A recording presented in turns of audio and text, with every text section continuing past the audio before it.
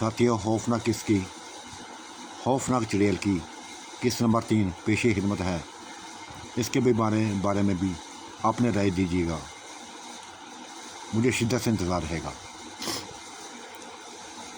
खौफ में डूबा हुआ मैंने घर की तरफ दौड़ लगा दी। मेरी नज़रों के सामने बाप था, बाप का ढांचा था। ये खबर मैं अपनी माँ को बताना चाहता था, घर वालों को बताना चाहता था। भागता भागता नंगे पाँव भागता भागता उसी हालत में भागता हुआ, ज़ख्मी जिस्म के साथ भागता हुआ घर पहुंचा था। घर सामने का मंजर देखकर सुकून की सांस ली मैंने। मेरा बाप अपनी चारपाई पे मस्त सोया हुआ था। खुदा का शुक्र अदा किया। ये सिर्फ नजरों का धोखा था। उसने मुझे बेवकूफ़ बनाना चाहा था। माँ ने मुझे देख लिया था। माँ उठ गई थी। मेरी हालत देखकर, मेरे जिस्म पर खराशों का निशान देखकर, मेरे चेहरे को देखकर, मेरे जिस्म पर, मेरे चेहरे पर खौफनाकी देखकर माँ बोल पड़ी, बेटा क्या हुआ, क्या हुआ है तुम्हें, डर के हो? माँ को कहा, हाँ बस एक वाक़या पेश आ गया है, सुबह बताऊंगा, अभी मैंने खेतों को पानी देना है। ये कहकर मैं घर से बस दोबारा भाग निकला। माँ ने पीछे से बुलाया, आवाज़ दी, रोका। कैसे माँ को सुकून आता था, कैसे बर्दाश्त कर सकती है अपने बेटे की इस हालत को। खींच लिया था माँ ने मुझे अपनी। मैंने देखा उनकी आंखों में आंसू थे, रोने लगी थी। क्या हुआ तुम्हें, किसने की तुम्हारी हालत, किसने तुम्हारे जिस्म को खूनहार किया? बाप को जगा लिया था।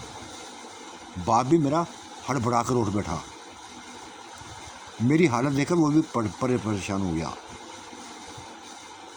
तब मैंने सारा वाक़या बता दिया, एक एक बात बता दी। तब बाप कहने लगा, बेटा बहुत बड़ी गलती की, बहुत बड़ी गलती कर दी तुमने। मैंने तुम्हें मना किया था, रोका था कि उस डेरे पर, उस पक्की जगह पर मत जाना। तुम बाज नहीं आए, तुम बाज नहीं आए, मेरी बात नहीं मानी।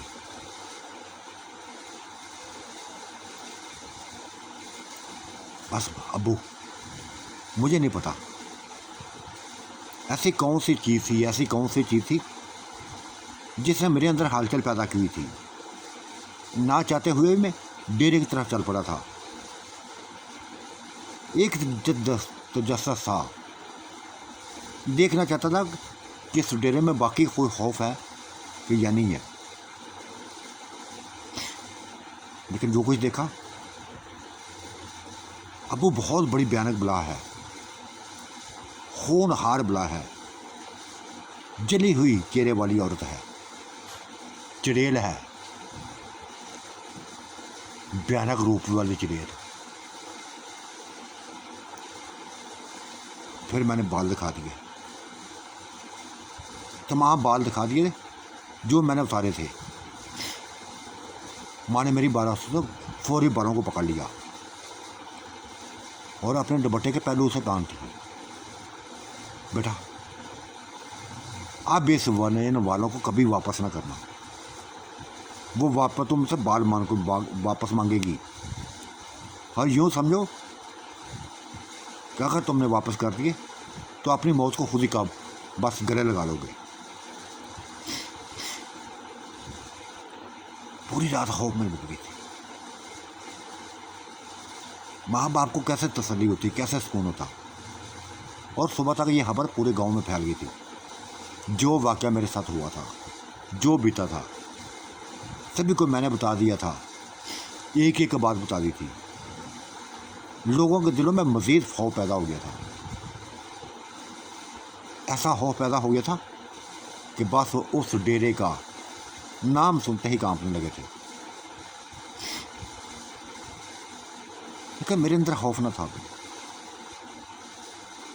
दूसरी रात भी ऐसा मैंने किया। माँ बाप के रोकने के बावजूद भी मैं खेतों में निकल गया था, खेतों में निकल गया था। यहाँ तक है बाप मेरे पीछे आ गया था, बाप मेरे पीछे आ गया। मेरा रोह उसी डेरे की तरफ था।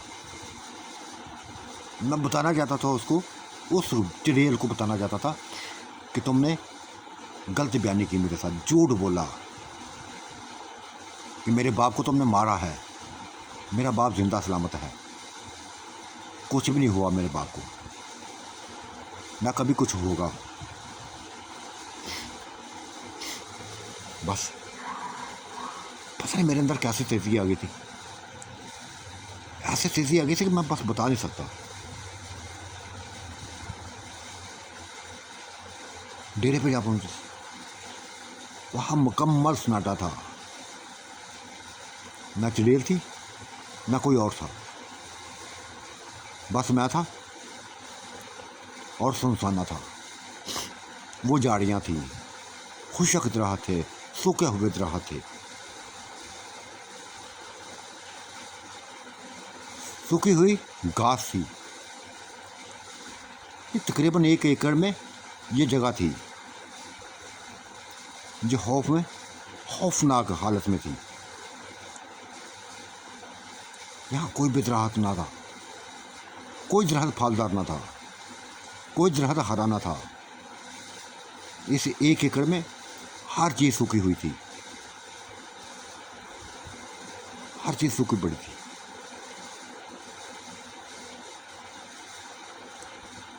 आवाज़ें देने लगा था मैं, बुलाने लगा था उसको, मकार औरत, तुमने तो कहा था कि मेरे बाप को तुमने कत्ल कर दिया, ये कर दिया, वो कर दिया, तुमने कुछ भी किया।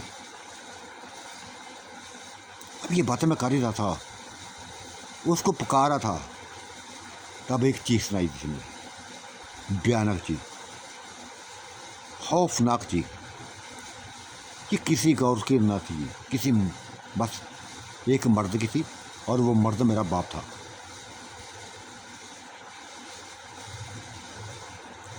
वो मेरे बाप पर झुकी हुई थी। ये मंजर देखकर बस भागा मैं उसकी तरफ, तेज़ी से भागा। जितनी तेज़ी से मैं भागा उससे ज़्यादा तेज़ी से वो भागी थी, मेरे बाप को उठा के ले गई। और बस ये वैशना ये वक़्त, ये मंजर, कैसे मैं बोलता। अब हकीकत में मेरे बाप को उसने नोचना शुरू कर दिया था।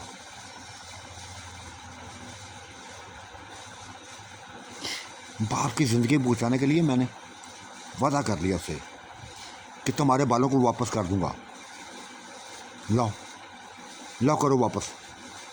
अगर बाप की ज़िंदगी चाहते हैं बाल मुझे वापस करो, वरना तुम्हारे सामने ही तुम्हारे बाप को ख़त्म कर दूंगी, जलाकर इसका गोश्त खा लूँगी। हाँ, छोड़ दो मेरे बाप को, मैं वादा करता हूँ ना, तुम्हें तुम्हारे बाल वापस मिल जाएंगे। मुझे वादा नहीं चाहिए, मेरे बाल मुझे वापस चाहिए, अभी की अभी। कैसे देता बाल, कैसे देता बाल? अगर बाल वापस कर देता तो बस मेरी मौत हो जाती। हर पे इस्तेमाल करने लगा था कि अपने बाप को उसके हाथों से बचाऊं, लेकिन नहीं बचाया, बस बचा ना पाया था, किसी भी तरह ना पाया था। ख़त्म कर दिया था उसने मेरे बाप को। ऐसी गर्दन दबाई कि बस मेरा बाप तड़पता हुआ मुझे दिखाई दिया था। मैं आगे बढ़ा, उसकी तरफ बढ़ा, पकड़ने के लिए कोशिश की, लेकिन कब मेरे काबू आने वाली थी। उसका भयानक रूप और भयानक हो गया। जिसम ऐसे बढ़ने लगा जैसे एक बहुत बड़ी बला हो, 15-20 गज की बला हो। ये पहली दफ़ा मैंने ऐसा रूप देखा, पहली दफ़ा ऐसा रूप देखा था। जला हुआ जिसम, काली स्या रंगत, जला हुआ चेहरा, गंजा सर। वो बला थी मेरे सामने, जो मेरे बाप को नोच नोच के खाने लगी थी। खाते ही चली गई, खाते ही चली गई। तब उसने मेरे बाप का ढांचा जमीन पर पटक दिया। मेरी आंखों में आंसू हो गए थे। रोने लगा, चीख चीख कर रोने लगा। ये कोई व्यायाम ना था, ये कोई आंखों का धोखा ना था। ना मेरा बाप मेरे पीछे आता, ना यह मंजर देखने को नसीब होता जो मैंने देखा था।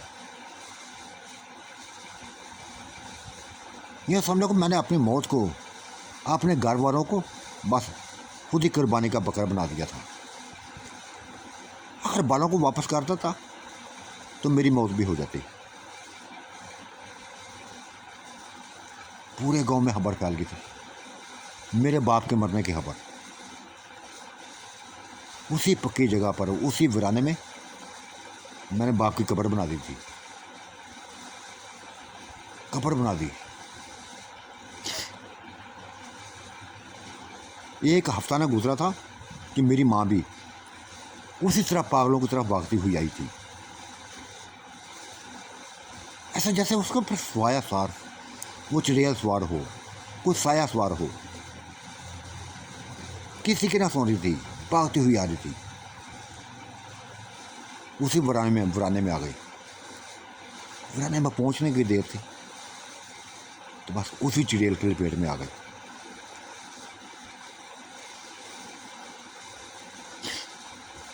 बेइंतहा मिन्नतें की थी मैंने, बेइंतहा वास्ते दिए थे। माँ की ज़िंदगी को बचाने को वास्ते दिए थे। उसकी एक ही जिद थी, एक ही जिद थी, मुझे मेरे बाल वापस करो, मुझे मेरे बाल वापस करो। लेकिन मुझे किसी ने कह दिया था, किसी बुजुर्ग ने कह दिया था कि बेटा ये हमाकत मत करना, ये हमाकत मत करना, बालों को वापस मत करना, वरना अपनी ज़िंदगी हार जाओगे, अपनी ज़िंदगी हार जाओगे।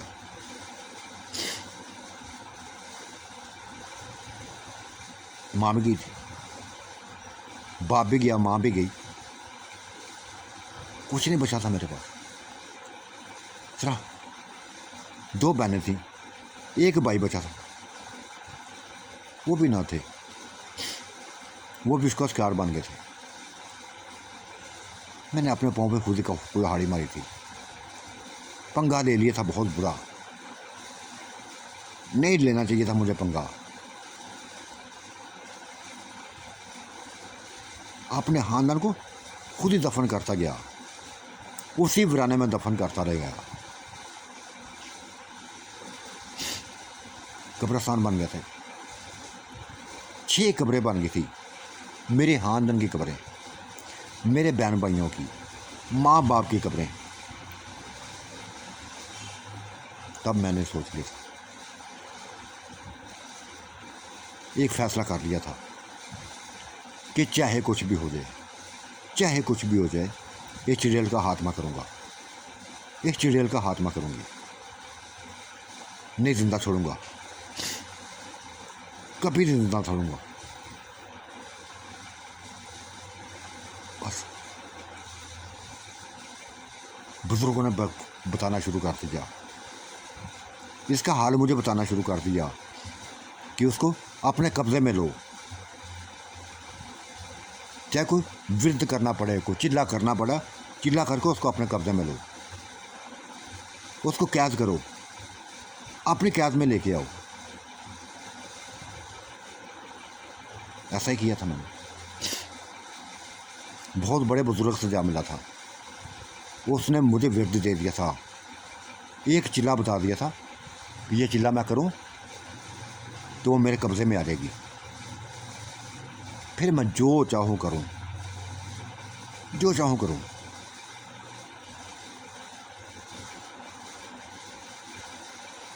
चिल्ला मैंने याद कर लिया था, याद कर लिया था, लेकिन सोचने लगा था, बताया गया था मुझे कि बेइंतहा ऐसे मुनाज़र तुम्हारे सामने आएंगे, ऐसे मुनाज़र सामने आएंगे, तुम्हें खौफज़दा किया जाएगा, डराया जाएगा, तुम्हारी आंखों के सामने बेइंतहा मौतें देखे हुए। क्या करता मैं, अपने आप को खुद ही मुसीबत में डाल दिया था। ये कैसी मुसीबत में डाल दिया था, बस लुटा दिया था अपना आप।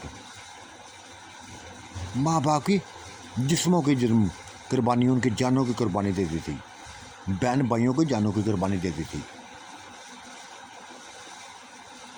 अब चिल्ला था, सोचने लगा था कि अगर करूं काबू तो मैं इसको कर लूंगा, लेकिन हो सकता है कि पूरा गांव तबाह कर दे, जैसे वो धमकियां दे रही थी मुझे, जैसे उसने कह दिया था। और वो करना जानती थी, करना जानती थी वो। बस अजीब सी उलझनों में पड़ गया था, अजीब सी सोचों में पड़ गया था, क्या करूं क्या ना करूं। एक हफ्ता ही सी सोचों में गुजर गया, कुछ भी ने हाल तलाश किया था। गांव वालों की ज़िंदगी मेरे सामने थी, मुझे पता था जैसे तरह उसने मेरी माँ को पागल किया था, मेरे बाप को जलाया था, मेरे बहन भाइयों को पागल किया था, अपने शहर में डुबो कर लाई थी। इस तरह गाँव वालों को इस तरह एक एक करके लाती जाएगी, मारती जाएगी।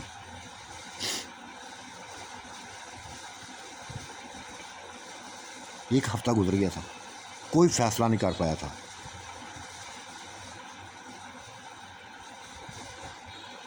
ना घर में सुकून था, ना बाहर सुकून था, बेसुकूनी में फैला हुआ था, बैठा हुआ था, सोचों में गर्क था।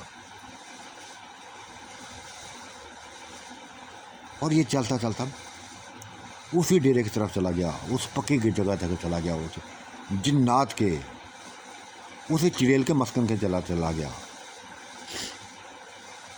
तब दिखा एक नहायत हुसीन व जमील, जैसे परस्तान के ऊपर ही हो, मुझे उस वरेने में दिखाई दी, उस पक्की जगह पर दिखाई दी। ये वो ना थी, ये वो चिड़ेल ना थी, ये तो कोई नहायत हसीन व जमील शरादी थी। उसको देखता ही मैं गया, देखता ही गया। ये गांव की ना थी, कुछ शहरी औरत थी, कुछ शहरी लड़की थी। उसने मुझे इशारा किया अपनी तरफ, बुलाया। तब मैं चलता हुआ उसके करीब गया। तब उसने बोला, सजा तुम्हारा नाम है? हाँ। लेकिन तुम्हें कैसे पता कि मेरा नाम ये है? बस पता चल गया है, मुझे पता चल गया है। और मुझे बताया गया है कि बहुत बड़े एक चिड़ेल की साय में हो तुम, चिड़ेल के साय में हो।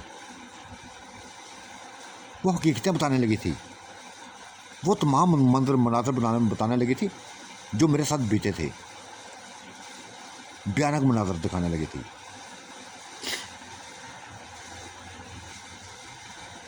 तब मैंने कहा, आप कौन हो, कहाँ से आई हो? वो हंसी थी, क्या लगाया था। और फिर मेरे सामने ही उसने अपना रूप बदल लिया। वो हुई काली कलोटी चुड़ैल, जले चेहरे वाली गंजी चुड़ैल मेरे सामने थी। तो साथियों, आज का मंजरनामा कैसा लगा? अपनी राय से ज़रूर नवाजिएगा। अल्लाह आपका निगहबान, मेरा भी निगहबान। अल्लाह हाफिज़, बाय बाय।